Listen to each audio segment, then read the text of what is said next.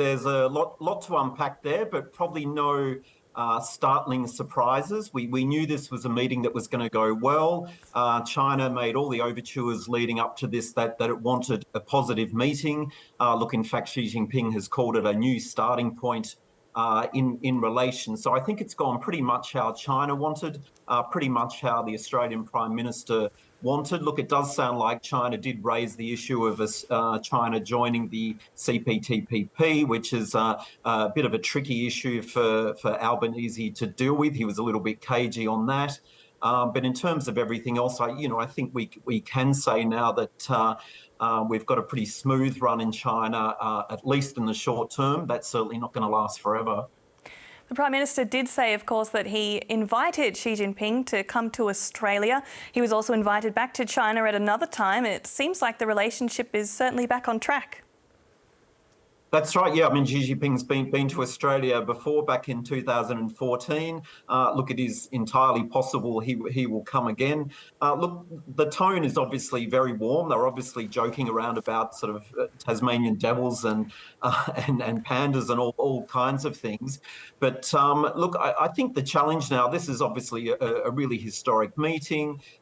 First Prime Ministerial visit to China in 7 years. It's probably the most significant meeting since Gough Whitlam's era. But, we've got to remember how we got here. I mean, a few other countries have been in this position. I mean, China's sort of had us in the deep freeze for sort of 3 or 4 years. They put economic sanctions on Australian products, and sort of all of a sudden things appear to be back to where they were 5 or 6 years ago, which is, obviously not the case.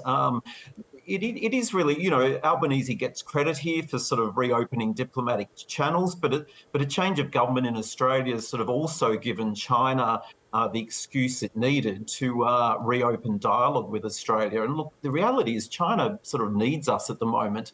It wants to send a message of goodwill to the rest of the Western world. Its economy is really struggling, and it needs foreign investment, and it needs good trade relations at the moment. As you mentioned, there's been a lot of media coverage of China's reported economic struggles. We know how reliant Australia is on China economically. Beijing, of course, also stands to benefit from a strengthening in ties, though. Yeah, that's right. Look, obviously, China's lifted some of those economic sanctions. That's not going to have a huge impact on its own economy. It really only needs our iron ore still. But what it's trying to do is send a message to the rest of the world, and particularly the investment world, the business world, that China is open for business. You've really got to trust us. This is a safe place to invest your money. There's been some sort of very bad economic data out of China, which has sort of failed to bounce back from the pandemic. And just a few days ago, they released direct foreign investment data, which showed foreign investment is actually going backwards. So for the first time since the 90s, foreign companies are taking more money out of China than they're putting into China.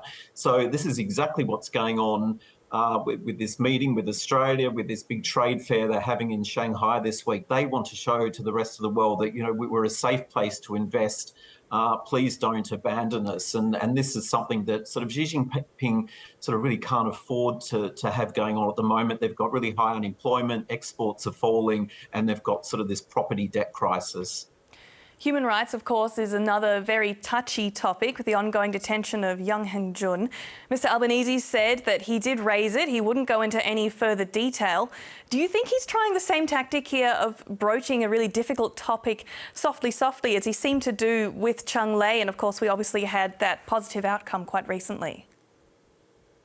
Yeah, that's right. And the Prime Minister confirmed he did raise Young's case. And of course, Young's family last week came out with a very strong appeal. They're sort of worried he's going to die in prison if he doesn't get out soon. Look, these are always very tricky cases. That they handled the Chang Lei case sort of very skillfully, very much behind closed doors. And of course, her release did occur before his visit.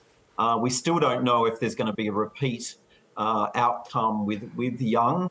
But I think behind the scenes there are certainly efforts going on to get him out. We're not quite sure how that's going to go. And I think with most of these high-level meetings, the Australian ministers have raised sort of human rights abuses, human rights issues in China. That's something that's always going to be a sticking point.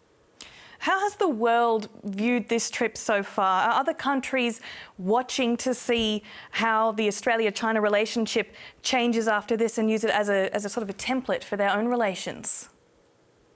Yeah, that's right. Normally a visit by an Australian Prime Minister to China wouldn't get this much global attention, but we're really in the spotlight now. And I think it's because China really did try to make an example of Australia. They were really trying to punish us economically. And in a way, it was a bit of a failure. I mean, Australia sort of got through this pretty well. A lot of our exports went to other markets. So I think particularly countries like Japan, South Korea and the United States have been sort of really studying how Australia dealt with China and using this as a bit of an example of sort of how to stand up to China's bullying. So, you know, everyone's watching this closely. Now, of course, Xi Jinping's going to go to the United States in 2 weeks. He's expected to meet Joe Biden there. So this is all part of what a lot of experts, they're calling it sort of smile diplomacy. We had wolf warrior diplomacy in the past, but now sort of China's, as we saw with Xi Jinping tonight, I mean, he was sort of smiling and beaming at Anthony Albanese. So you're sort of seeing China sort of adopt this friendly tactic at the moment. But the problem is, I think things have changed now. I mean, not everyone trusts China. So there's going to be a lot of skepticism about what they might do next. Mike Smith, we've still got another day to look forward to. Thank you so much for your time tonight. Thanks very much.